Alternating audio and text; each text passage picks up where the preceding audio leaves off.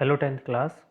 This is lesson periodic classification of element and this is part 5 of this lesson.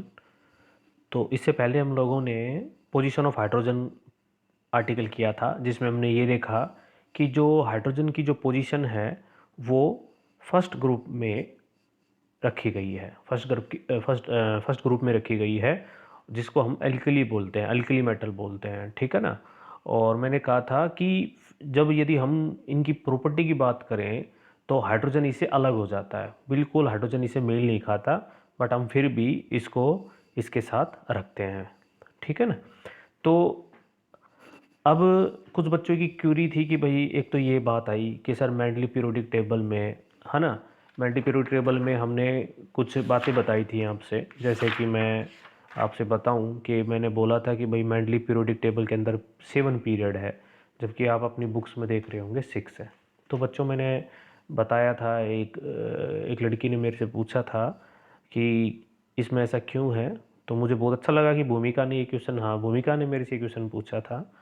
तो बहुत ही बड़ी अच्छी बात लगती है कि भाई कोई बच्चा क्वेश्चन पूछ रहा है और वो ध्यानपूर्वक उसको देख रहा है, सुन रहा है। तो आप लोग भी, आप लोगों को डाउट है तो आप कमेंट सेक्शन में जाके पूछ सकते हो, ठीक है बच्चों।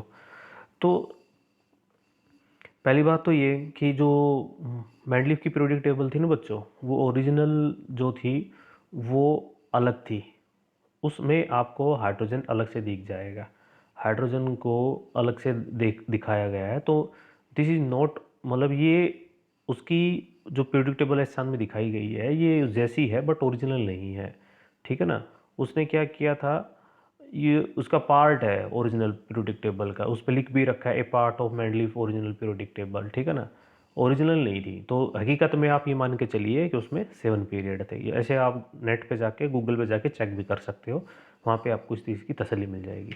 कुछ बच्चों ने ये कहा था कि सर मॉडर्न पीरियोडिक लॉ समझ में नहीं आया। भाई देखो, मॉडर्न पीरियोडिक लॉ अभी से कुछ ऐसा कुछ बताया ही नहीं है कि जो आपको समझ में ना आया हो। मॉडर्न पीरियोडिक लॉ में देखो एक छोटी सी बात ये है, मॉडर्न पीरियोडिक लॉ ये कहता है कि जिसके वैलेंस में इलेक्ट्रॉन होंगे ना, उस हिसाब से फिर हम उसको उस ग्रुप में रखेंगे। जैसे कि मान लो सोडियम की बात करें तो सोडियम का एटॉमिक नंबर 11 होता है ना बच्चों, तो 281 हो गया। तो लिथियम का कितना होता है 3, तो इसका हो गया 2 और 1, तो दोनों के मेरे पास कितने हो गए, 1 1 हो गए ना। तो ये दोनों एक ही ग्रुप में रखे जाएंगे, एक ही ग्रुप मतलब एक ही लाइन, ऊपर नीचे वाली लाइन में, जिसको आप जिसको आप वर्टिकल लाइन बोलते हो, ठीक है ना। तो जिसको आप कॉलम भी बोलते हो, उसी लाइन में होंगे। तो आप देखना फर्स्ट ग्रुप में लिथियम सोडियम ऐसे लिख रखा है, तो वो एक साथ क्यों आए, क्योंकि उनके सभी के पास जो वैलेंसी है वो एक है। भाई बात करें भाई, जैसे कि और देख लो बोरोन और एल्युमिनियम की देखो, तो आपको बोरोन और एल्युमिनियम 13वें ग्रुप में मिलेगा। क्यों? क्योंकि उसकी वैलेंसी बोरोन की भी 3 है और एल्युमिनियम की 3 है। तो बोरोन का एटॉमिक नंबर 5 होता है, तो पहले में 2, दूसरे में 3। एल्युमिनियम में आप 13 होता है, तो पहले में 2, दूसरे में 8, तीसरे में फिर से क्या हो गया, 3 हो गया, ठीक है ना। तो 13 2 8 3 हो गया, ठीक है ना। अब जैसे कि एक बच्चे ने मेरे से क्वेश्चन पूछा कि सर 19 है ना, मान लो 19 है, तो 19 को क्या लिखेंगे, तो मैं आपसे पहले बता रहा हूँ 19 को आप 289 नहीं लिख सकते, 9 नहीं लिखोगे, क्योंकि 9 का तो कुछ बनता ही नहीं है, मैक्सिमम 8 बनेंगे, ठीक है ना। तो आप इसको लिख सकते हैं 2 8 10 हो गया, फिर 8 18 हो गया, और फिर 1 लिख दो, तो फिर आप उसको 1 लिख सकते हो। 289 नहीं लिख सकते, 2881 ऐसे लिख सकते हो, क्योंकि 8 बनेगा, 8 की फॉर्म में बनाओ जितनी कोशिश हो उसके, 2 और 8 की फॉर्म में चलता है ये, ठीक है ना। तो बस ये थी भाई, इतनी सी बात बताई थी कि जो जिसके बैलेंस में जितने आएंगे वो एक ग्रुप में रखा जाएगा, ठीक है ना। आज हम पढ़ने वाले हैं कि जो मैंने आपसे याद करो, मैंने पीरियोडिक टेबल में आपसे ग्रुप और पीरियड बताए थे। मैंने कहा था मॉडर्न पीरियोडिक टेबल के अंदर 7 पीरियड है और 18 ग्रुप हैं। जो जो लाइन खड़ी हुई है, ठीक है ना, वो 18 है, और जो लेटी हुई लाइन है जिसको आप पीरियड बोलते हैं वो 7 है। आज उनके ऊपर पढ़ेंगे, मतलब अब पढ़ना क्या है, क्या होगा जब हम बच्चों पीरियड में, पीरियड का मतलब होगा कि जब हम लेफ़्ट टू राइट चलेंगे, पीरियड के अंदर लेफ़्ट टू राइट चलेंगे तो क्या होगा, वो प्रॉपर्टी पढ़नी है। ध्यान से सुनना, आवर्त के अंदर पढ़ेंगे फिर हम समूह के अंदर पढ़ेंगे। तो बच्चों सबसे पहले आता है कैरेक्टरिस्टिक्स ऑफ ए पीरियड। देखो इसके बाद ग्रुप आएगा पर पहले पीरियड पढ़ा जाए। यहाँ से 2 नंबर का क्वेश्चन 101% है, ठीक है ना। सीबीएसई और हरियाणा बोर्ड वाले बच्चे ध्यान दीजिएगा, यहाँ से पक्का है। देखो बच्चों, पीरियड का मतलब है, मतलब कि यूँ आप यूँ चलेंगे सीधे, मतलब जो ओरिजेंटल लाइन है उसमें चलेंगे, ऊपर से नीचे नहीं आएंगे, ऐसे चलेंगे। तो आपके पास पीरियोडिक टेबल है, बुक्स है तो आप देखिए, तो वहाँ पे sodium, manganese, aluminium, silicon, phosphorus, sulphur, chlorine, argon यूँ चले जाएंगे।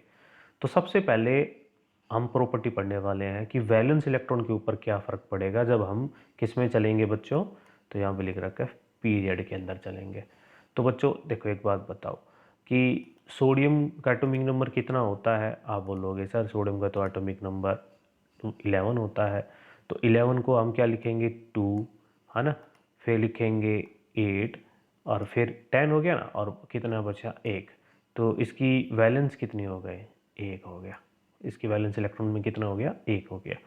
mg को बताओ कैसे लिखेंगे। तो 2 8 यहाँ 1 की जगह क्या आ जाएगा 2, तो यहाँ 2 आ जाएगा, यहाँ 3 आ जाएगा, यहाँ 4 आ जाएगा, यहाँ 5 आ जाएगा, यहाँ 6 आ जाएगा, यहाँ 7 आ जाएगा, 8 आ जाएगा। तो वैसे आपको यूँ बोलना है जब हम पीरियड के अंदर, क्योंकि हम आवर्त के अंदर पढ़ रहे हैं, जब पीरियड के अंदर हम, है ना,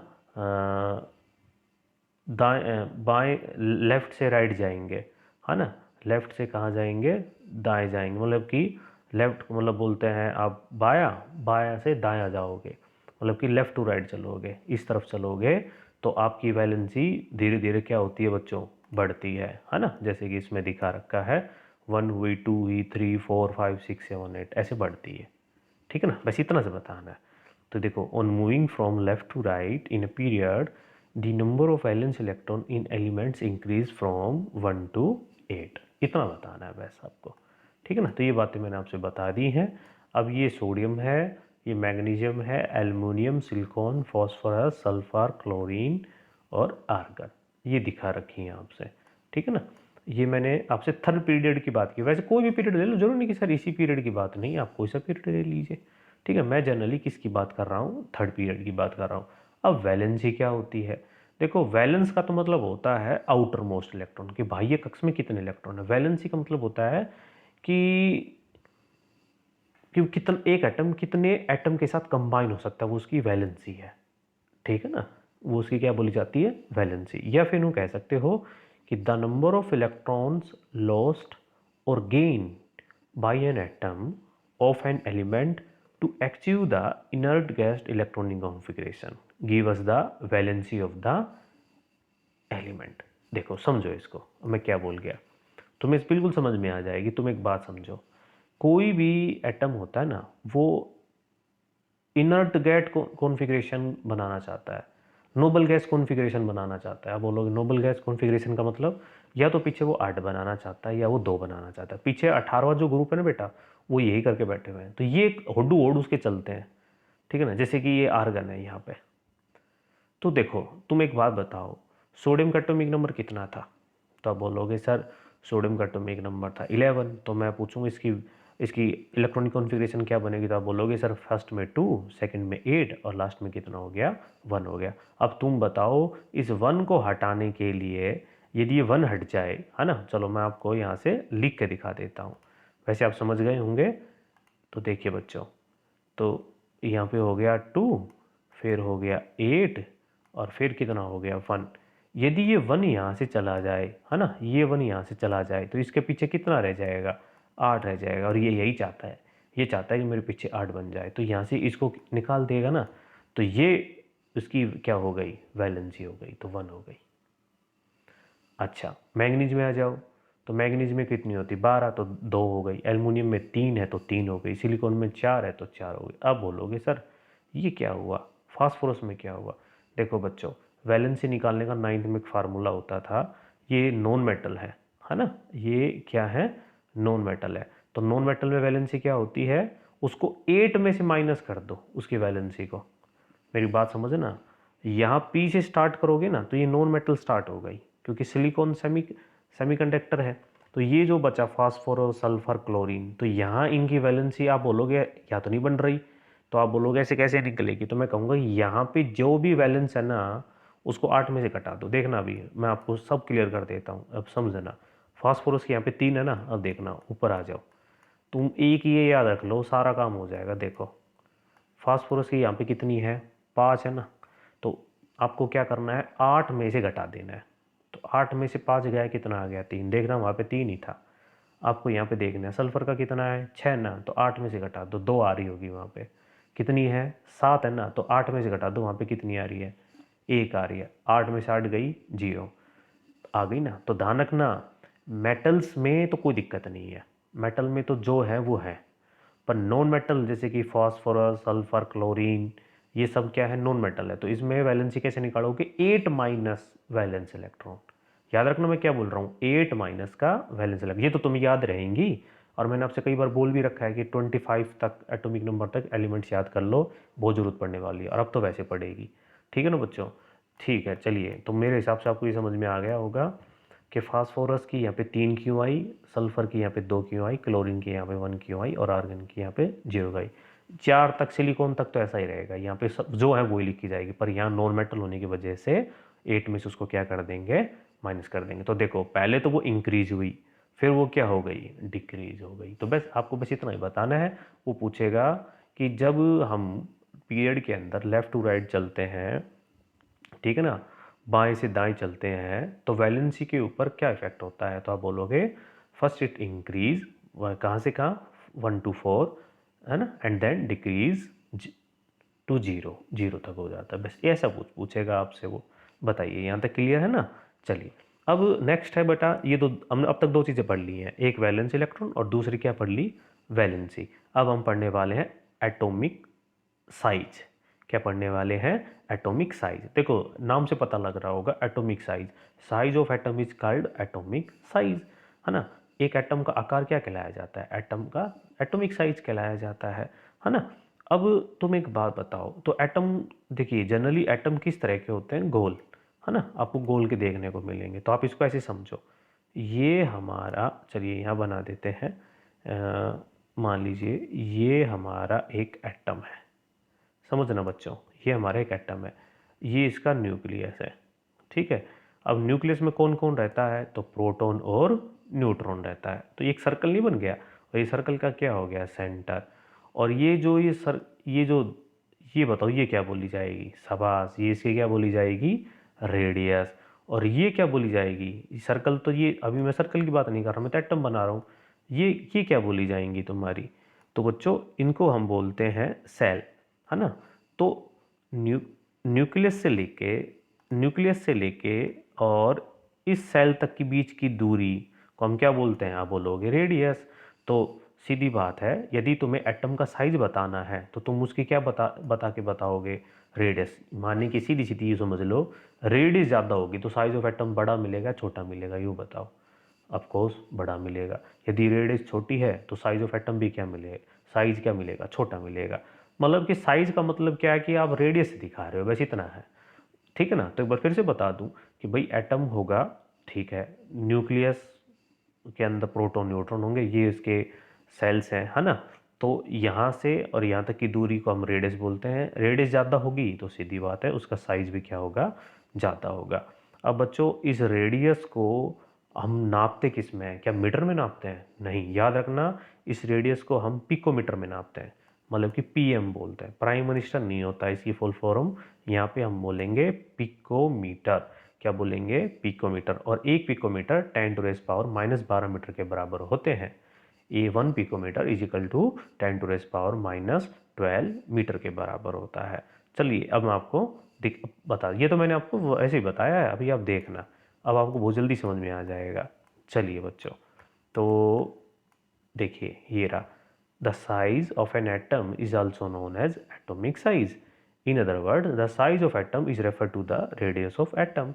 मतलब कि दूसरे शब्दों में किसी भी एटम का साइज वो रेडियस को भी रिप्रेजेंट करता है। कैसे, यदि किसी का साइज़ बड़ा है तो बताओ उसकी रेडियस भी क्या मिलेगी, ऑफ कोर्स ज़्यादा ही मिलेगी, है ना।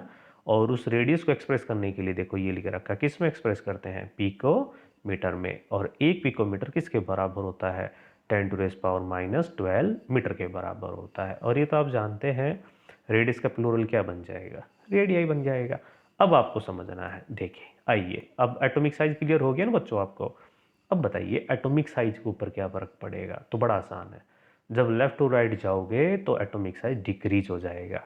एटॉमिक साइज क्या हो जाएगा, डिक्रीज। जैसे कि देखिए डायग्राम को देखिए फिर आपको समझ में आ जाएगा। सोडियम का था, सोडियम की एटॉमिक रेडियस कितनी थी, 186 पिकोमीटर, है ना। इसकी रेडियस कितनी थी, दूसरे की कितनी थी 160, इसकी 143, इसका 118 10। तुम बताओ क्या रेडियस धीरे धीरे क्या होती जा रही है, डिक्रीज। तो तुम बताओ साइज भी डिक्रीज होगा कि नहीं होगा।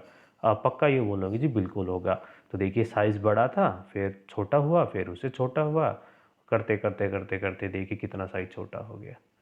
तो यूँ कहते हैं कि जब हम पीरियोडिक टेबल में लेफ़्ट टू राइट चलते हैं तो एटॉमिक साइज क्या होता है बच्चों, डिक्रीज होता है। बिल्कुल बिल्कुल, यू डिक्रीज हो गया। अब आपसे वो रीज़न पूछ लेगा, भाई क्यों हो गया ऐसा, कि ठीक है तुम बोलोगे सर रेडियस छोटी हुई, पर रेडियस छोटी क्यों हुई, है ना, ऐसा पूछा जा सकता है। तो देखो कोई बड़ी बात नहीं है, तुम एक बात बताओ, सोडियम का कितना है, 11 है, फिर इसका 12 है, 12 है, 13 है, 14 है। अच्छा एक बात बताओ, एटॉमिक नंबर बढ़ता जा रहा है, ठीक है एटॉमिक नंबर बढ़ता जा रहा है। एटॉमिक नंबर बढ़ने से क्या होता है, तो मैं कहूँगा एटॉमिक नंबर बढ़ने से यदि किसी का एटॉमिक नंबर 12 है तो उसमें इलेक्ट्रॉन भी 12 ही होंगे। तो फिर मैं पूछूंगा प्रोटॉन कितने होंगे, तो आप बोलोगे सर प्रोटॉन भी 12 होंगे। मैं पूछूँ किसी का एटॉमिक नंबर 13 है तो आप बोलोगे सर इलेक्ट्रॉन भी 13 होंगे, प्रोटॉन भी 13 होंगे। तो आप एक बात देखो, जैसे जैसे मैं एटॉमिक नंबर बढ़ाता जा रहा हूँ इलेक्ट्रॉन की संख्या बढ़ती जा रही है, और ऑफ कोर्स किसकी संख्या बढ़ती जा रही है, प्रोटॉन की संख्या बढ़ती जा रही है।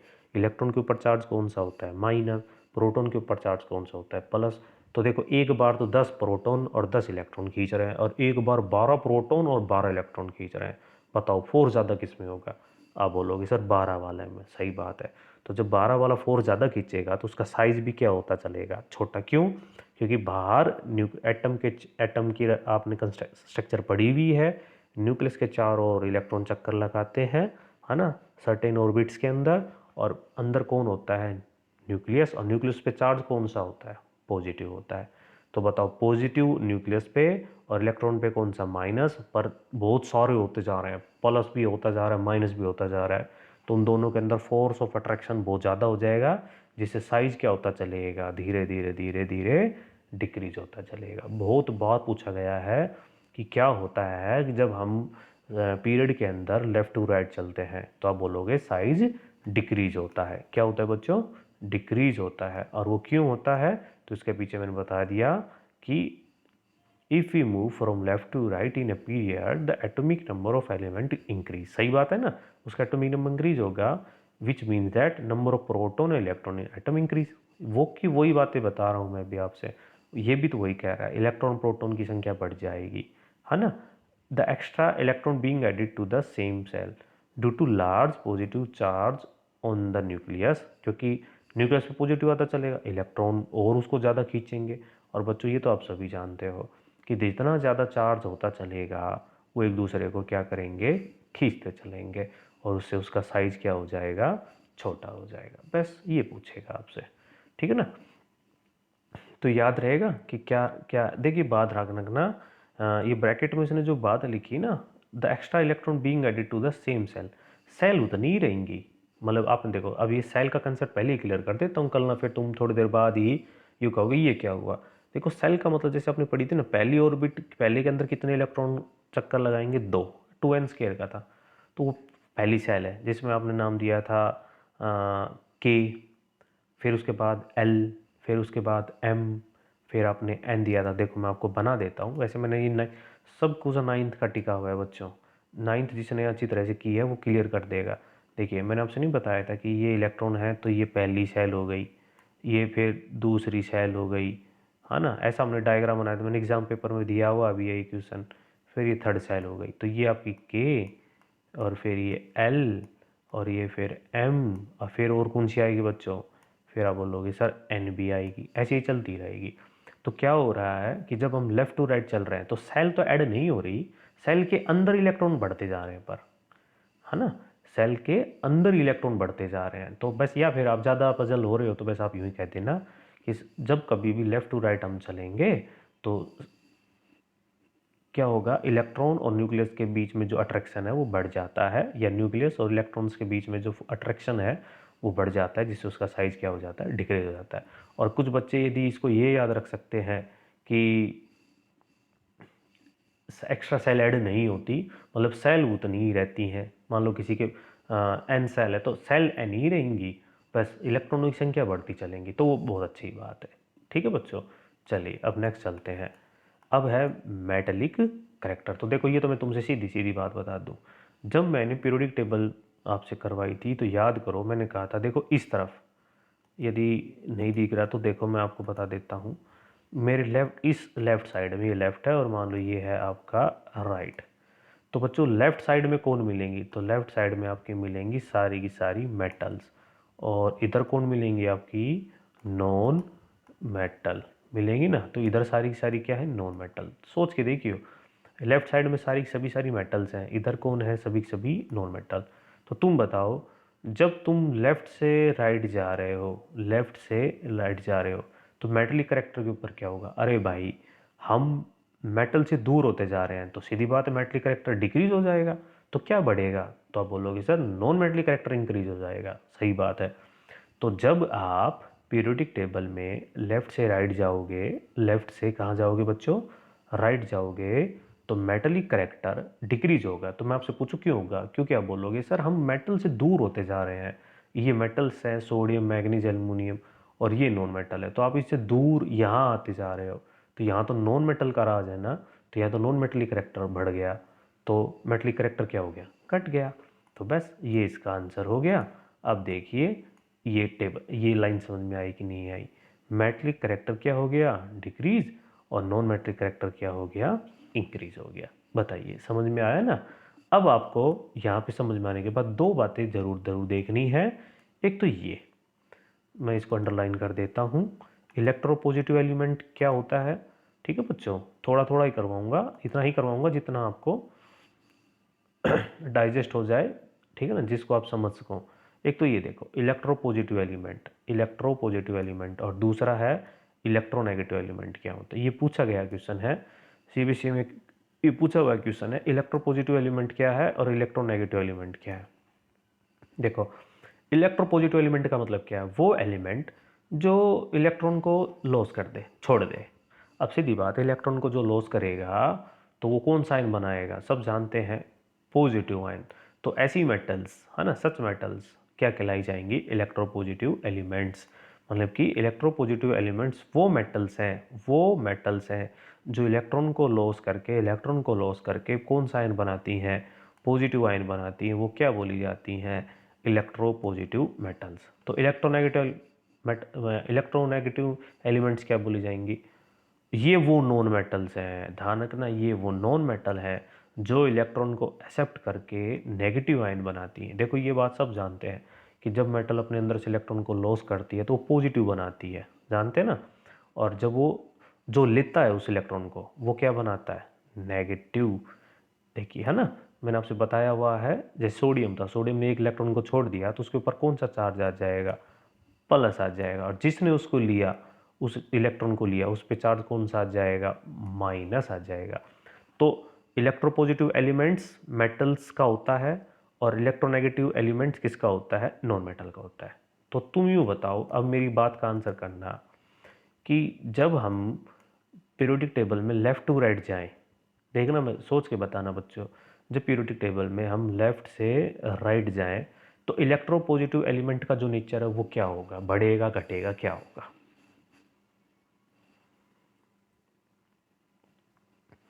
देखिए, तो क्योंकि हम मेटल से दूर होते जा रहे हैं, अरे भाई ये तो सही बात है, मेटल से दूर होते जा रहे हैं, नॉन मेटल की ओर जा रहे हैं, तो हम सीधा बोलेंगे इलेक्ट्रोपॉजिटिव एलिमेंट का नेचर डिक्रीज हो जाएगा। सीधी बात ये देख लो, अरे तुम तो नॉन मेटल की ओर जा रहे हो बच्चों, तो इलेक्ट्रोपॉजिटिव एलिमेंट का जो नेचर है वो घट जाएगा, तो किसका बढ़ेगा, सही बात है, इलेक्ट्रोनेगेटिव एलिमेंट का नेचर बढ़ जाएगा, है ना।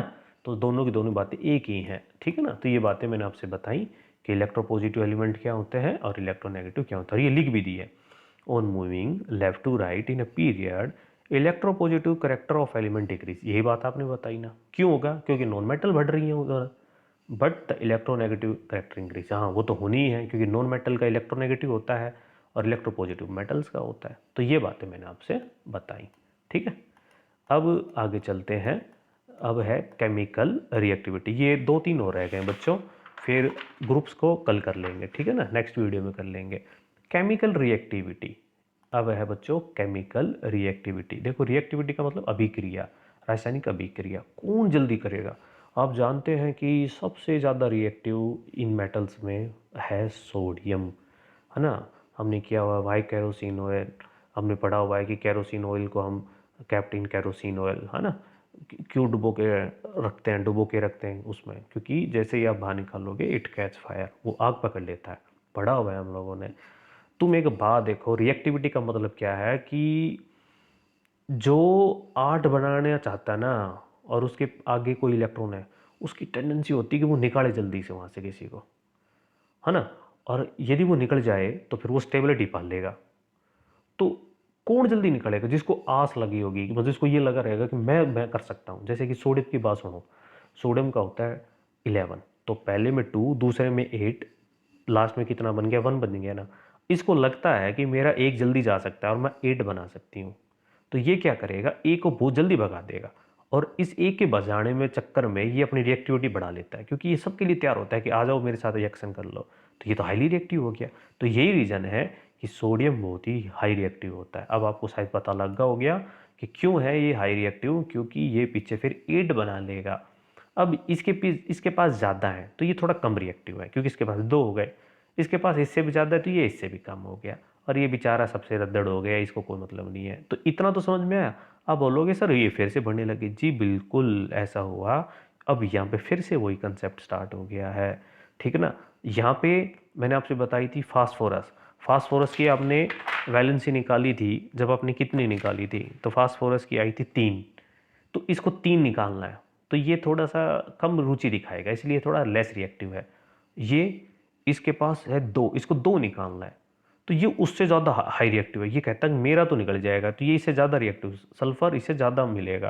क्लोरीन, इसको तो बस केवल 1 निकालना है बेटा, इसको तो केवल 1 चाहिए, है ना। 17 है ना, तो 2 8 7, तो इसके पीछे तो 1 है, तो ये 1, इसको तो 8 बनाने में क्या लगा, कुछ भी नहीं लगा, इसको तो मिल गया, तो ये कर गया काम। तो ये रिएक्टिविटी फिर से बढ़ गई।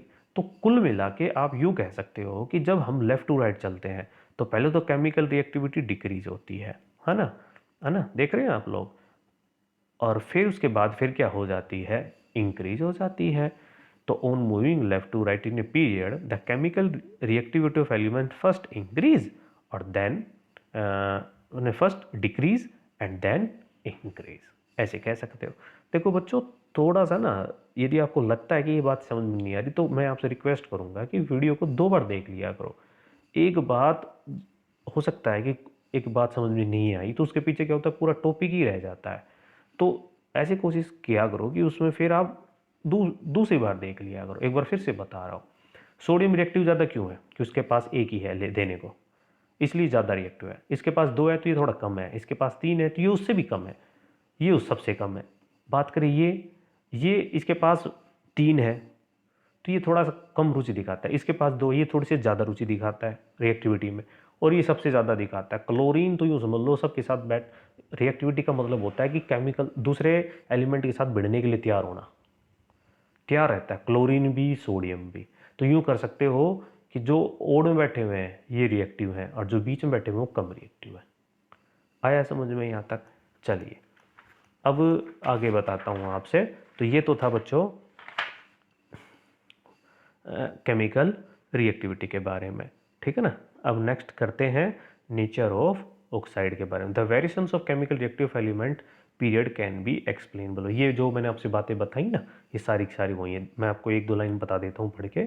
In the first element of third period, माने कि sodium, there is a 1 valence electron which it can lose easily react with other substance, so it is very reactive। ये बात मैंने आपसे बताई कि सोडियम के पास एक ही है, ये लूज़ बड़ी आसानी से कर सकता है। एक की तो बात है, एक को तो ये लूज़ कर देगा, इसलिए इसकी रिएक्टिविटी भी क्या हो जाती है, इंक्रीज हो जाती है ना। उस दूसरे की, उसके पास 2 है, वो कर सकता है पर वो इतना रुचि नहीं दिखाएगा। The second element magnesium has 2 valence electron, it is not so easy for an atom to lose 2 electrons.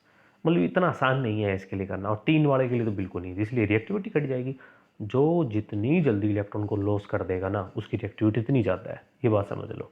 जो जितनी जल्दी इलेक्ट्रॉन को ले सकता है, उसकी भी रिएक्टिविटी बहुत ज़्यादा है। जो लेगा नहीं, वो रिएक्टिव भी कम ही होगा, है ना। तो चलिए, ये बातें मैंने आपसे बताई। और लास्ट है बच्चों, नेचर ऑफ ऑक्साइड्स। देखो, एक बात आप ध्यान रखना, मेटल ऑक्सीजन के साथ रिएक्ट करके क्या बनाती है, मेटल ऑक्साइड। मेटल ऑक्सीजन के साथ रिएक्ट करके क्या बनाती है, मेटल ऑक्साइड। ठीक है ना, मेटल जमा ऑक्सीजन, तो आप बोलेंगे मेटल ऑक्साइड। अच्छा, नॉन मेटल ऑक्सीजन के साथ करके क्या बनाती है, बताओ तो क्या बनेगा। तो ये नॉन मेटल ऑक्साइड बनेगा, नॉन मेटल ऑक्साइड। मतलब दोनों ऑक्साइड बना रही है, मेटल ऑक्साइड बना रही है इधर, और इधर क्या बना रही है, नॉन मेटल ऑक्साइड बना रही है। तो इनका नेचर क्या होगा, आप बोलोगे सर नेचर का क्या मतलब है। तो नेचर का मतलब है बच्चों कि वो एसिड होंगे या बेस होंगे। तो भाई एक बात ध्यान रखना, इसमें बस सिंपल सी बात है, मेटल ऑक्साइड का जो नेचर होता है ना, वो बेसिक होता है। मेटल ऑक्साइड किस नेचर की होती हैं, बेसिक इन नेचर। मतलब कि ये रेड लिटमस को क्या कर देंगी, ब्लू कर देंगी। याद रखना बच्चों, ये मैंने आपसे बताया हुआ है कि लाल लिटमस पत्थर को किसका कर देंगे, नीले रंग का कर देंगे। अच्छा, तो ये तो मेटल ऑक्साइड किस नेचर की होंगी, बेसिक की। तो नॉन मेटल ऑक्साइड किस नेचर की होंगी, उल्टा कर दो, एसिडिक नेचर। किस तरह की होंगी, एसिडिक इन नेचर। ये याद रखना, क्योंकि इसमें बस इतना ही बताया हुआ है आपके सिलेबस में कि क्या होगा कि, अच्छा पहले तो आपको ये पूछेगा कि नेचर का क्या मतलब है, नेचर ऑफ ऑक्साइड का मतलब क्या है। तो पहले तो आपको बताना है, नेचर ऑफ ऑक्साइड का मतलब है कि उसका मीडियम क्या है, मतलब कि वो एसिड है या फिर वो बेस है, ये बताना है। तो जो मेटल ऑक्साइड होती है वो किस नेचर की होती है, बेसिक इन नेचर। तो इसके लिए मैं आपसे एक छोटी सी एक्टिविटी मैंने आपसे बताई थी कि लोहे को जहाँ जंग लगा होता है उसके थोड़ा सा लोहा जिसकी परत बन जाती पतली, उसको तोड़ के पानी में डाल के और उसको लिटमस पेपर से चेक कीजिए, तो वो मैंने आपसे बताया तो ब्लू हो जाता है। लिटमस जो मैंने आपसे कागज़ दिए थे वो नीला रंग का हो जाएगा, जो नीला हो गया तो फिर वो बेस है। तो याद रखना, एसिडिक नेचर, मेटल ऑक्साइड, और मेटल लोहा तो है ही, तो याद रखना मेटल ऑक्साइड किस नेचर की होती है, बेसिक। तो नॉन मेटल उल्टा होती है, एसिडिक नेचर की होती है बच्चों। ठीक है ना। अब बीच में जो बच गई सिलिकॉन, और अब तो एल्युमिनियम इसके साथ जोड़ी बनाने लग गया। एल्युमिनियम और सिलिकॉन, ये बड़ा इंपॉर्टेंट है बच्चों, यहाँ से क्वेश्चन पक्का उठेगा। एल्युमिनियम और सिलिकॉन ये किस नेचर की है, तुमने तो ये तो बता दिया, ये दोनों तो बता दी तुमने एसिड, ये तुमने बता दी सॉरी ये तुमने दोनों बताई शुरू की बेस, ये बेसिक है, और ये एसिडिक। तो ये दोनों क्या है, तो भाई मैं अपनी आम आम भाषा में कहूँ तो ये दोनों का काम करती है, दोगला काम करती है। ये एसिड भी शो करती है और बेस भी शो करती है। मतलब कि जब इनको लगे कि एसिड शो करना है तो ये एसिड शो कर देती है, तो कई बार ये क्या शो कर देती हैं, बेस शो कर देती हैं। तो इनका तो फिर कोई नया नाम निकालना चाहिए। तो कोई बच्चे कहेंगे नहीं सर इसका नाम दोगला है, नहीं भाई कोई ऐसा कुछ नाम नहीं निकालना अपने को, इनका नाम है एम्फोटेरिक, उभयधर्मी ऑक्साइड। हिंदी में इसको क्या बोलते हैं, उभयधर्मी ऑक्साइड। ऐसी मेटल ऑक्साइड्स है ना, जिन जो एसिड भी शो करती हैं और बेस भी शो करती हैं, उनको क्या बोलते हैं, एम्फोटेरिक ऑक्साइड, उभयधर्मी। जैसे एल्युमिनियम और सिलिकॉन, एल्युमिनियम और सिलिकॉन। तो बच्चों ये था तुम्हारी 6 प्रॉपर्टीज़ जो हमने पढ़ी पीरियड के अंदर। तो पहली प्रॉपर्टी पढ़ी वैलेंस इलेक्ट्रॉन, दूसरी पढ़ी वैलेंसी, तीसरी पढ़ी साइज ऑफ एटम, फोर्थ पढ़ी मेटेलिक करेक्टर, फिफ्थ पढ़ा केमिकल रिएक्टिविटी, और सिक्स्थ पढ़ा नेचर ऑफ ऑक्साइड्स। तो यदि आपको लगता है कि कोई पार्ट समझ में नहीं आया तो आप इस वीडियो को एक बार फिर से देख लीजिएगा, आपको यकीनन समझ में आ जाएगा। ठीक है बच्चों, और यदि ये वीडियो आपको अच्छा लगे तो इसको लाइक और सब्सक्राइब जरूर करना। ठीक है बच्चों, मिलते हैं जल्द ही एक नए वीडियो के साथ। जिसमें हम पढ़ेंगे कैरेक्टरिस्टिक्स ऑफ ए ग्रुप।